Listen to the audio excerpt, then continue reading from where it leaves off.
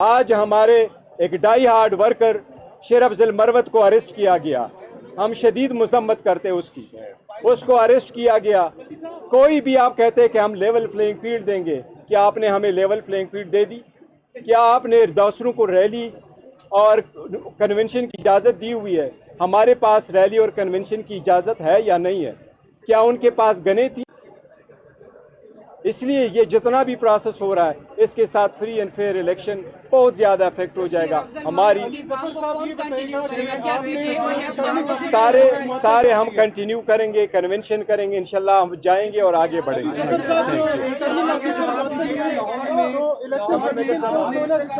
आपने स्टे लिया है, जिसकी वजह से DROs का जो स्टे आपको मिला है उसकी वजह से इलेक्शन प्रोसेस रुक गया है। तहरीक इंसाफ सबसे ज्यादा इलेक्शन इस वक्त चाहती है, तो आप इसको किस नज़र से देखते हैं? मुल्क पूरे में इस वक्त इलेक्शन का प्रोसेस रोक दिया इलेक्शन कमीशन ने स्टे के बाद।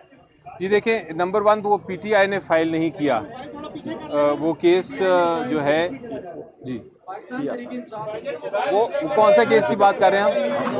हाँ देखिए, हमेशा से हमारा एक मौक़िफ़ रहा है, वो मेकअप यही है कि जब मैं समझ गया, देखिए हमारा एक मौक़िफ़ रहा है और वो मौक़िफ़ थ्रू आउट यही रहा है कि इलेक्शन कमीशन जब इलेक्शन करवाएं तो free and fair and transparent करवाए, ये आईनी जिम्मेदारी है।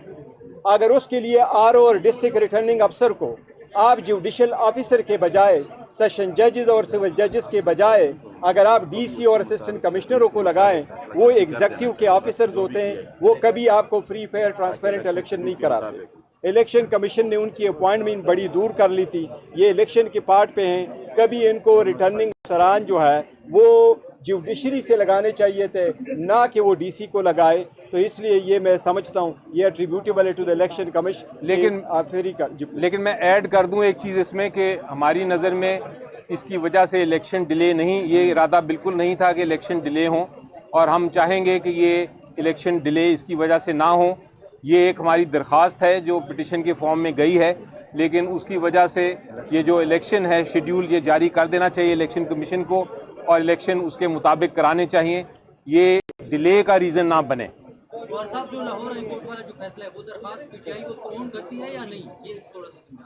देखिए, दरख्वास्त वहाँ सबमिट हुई है, दूसरी एप्लीकेशन भी आई, लेकिन हमारा मौके पहले दिन से है और हमने इस पर स्टेटमेंट भी दी है कि हमें डिस्ट्रिक्ट रिटर्निंग अफसरान जो DCs है और रेवेन्यू के ऑफिसर है वो हमें कबूल नहीं थे, और हमारी रिक्वेस्ट यही थी, बल्कि ये सारी पार्टियों की यहाँ मुतफ़िका तौर पर जिस वक्त कोड भी बना था हम सब ने एक रिक्वेस्ट की हुई थी कि वो सरकारी बंदे ना हो, सरकार के बंदे क्या कैसे परफॉर्म करेंगे, बल्कि वो आदलिया से लिए जाएं। सिर्फ चंद ही तो लोग हैं, 266 बंदे आपने लेने थे, 266 जो है आप जुडिशरी से लेते, ये सब का मौके पर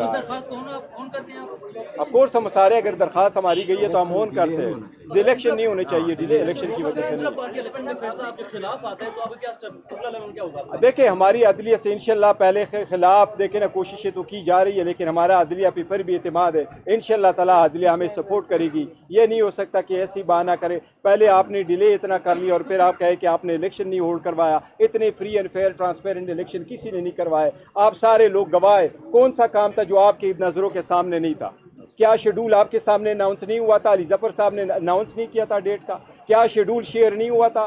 क्या लेटर इलेक्शन कमीशन को सिक्योरिटी के लिए जो लिखा गया वो आप लोगों के थ्रू नहीं गया था? इलेक्शन कमीशन का लेटर हमारे पास आया, क्या वो आपके थ्रू नहीं था? हमने वेन्यू जब शेयर किया पेशावर पुलिस के साथ, KPK पुलिस के साथ, क्या आपके थ्रू नहीं हुआ था? क्या जितने लोग वहाँ जमा हुए थे सिर्फ रिजोल्यूशन के लिए, क्या ये नहीं थे? कौन सी पार्टी है जो अनअपोज इलेक्शन अगर हो वो फिर भी रिजोल्यूशन में करवाए? कि क्या किसी को इतराज़ है?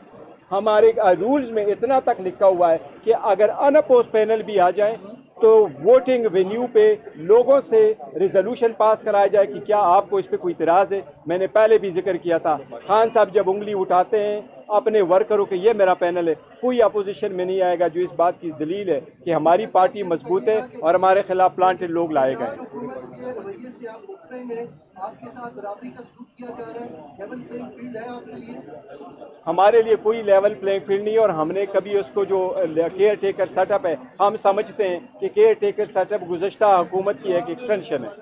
वैसे भी मेरा ख्याल है अगर आप इलेक्शन कमीशन के प्रोसेस रोक देने के अमल को किस नज़र से देखते हैं? दरखास्त पर पूरा प्रोसेस रोक दिया है, जबकि सुप्रीम कोर्ट के फैसले के बाद भी इलेक्शन नहीं करवाए थे।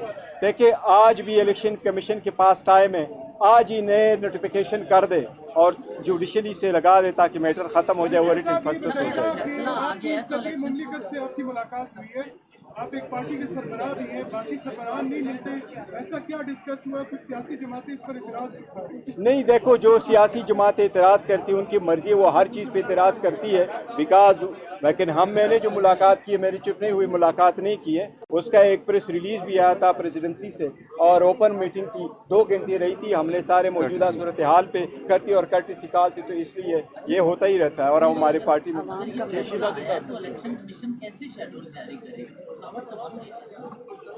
कमीशन को मैं कह रहा हूँ कि कमीशन को आरओ अपॉइंट करने हैं तो डीसी के बजाय इनके पास लिस्टें पड़ी हैं, मैंने पुरानी भी लिस्टें पड़ी है, जुडिशरी से आज ही अपॉइंट करे। अगर इनका दिल है कि इलेक्शन डिले ना हो तो ये कर सकते हैं, अगर कोई बहाना ढूंढना है तो वो एक अलग बात है। बहुत शुक्रिया, थैंक यू। ठीक है, बस आ जाओ।